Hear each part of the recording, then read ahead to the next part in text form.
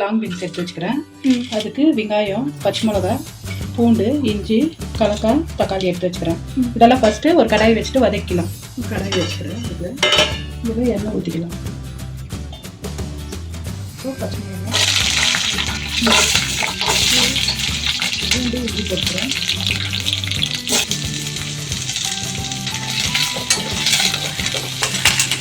இதில் இந்த கலக்காய்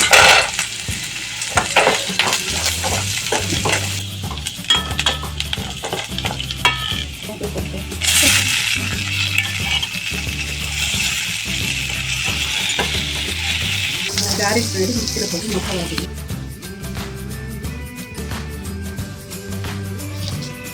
எண்ணெய் காஞ்சதும் கடுகு போட்டுக்கலாம். இப்போ இந்த கட் பண்ணி வச்சுக்கிறேன் இந்த பீன்ஸை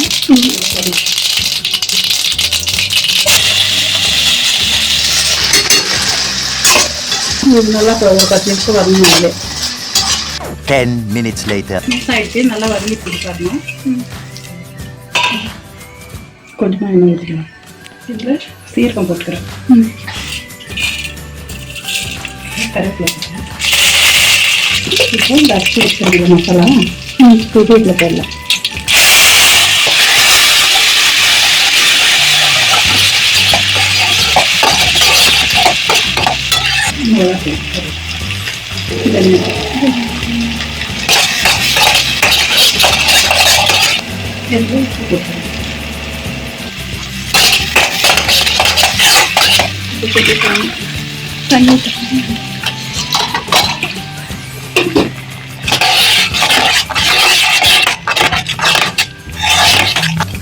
பீன்ஸ் போட்டுக்கலாம்.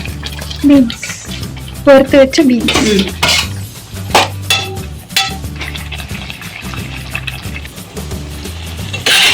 வேவிச்சு இதில் கொத்தமல்லி தூவி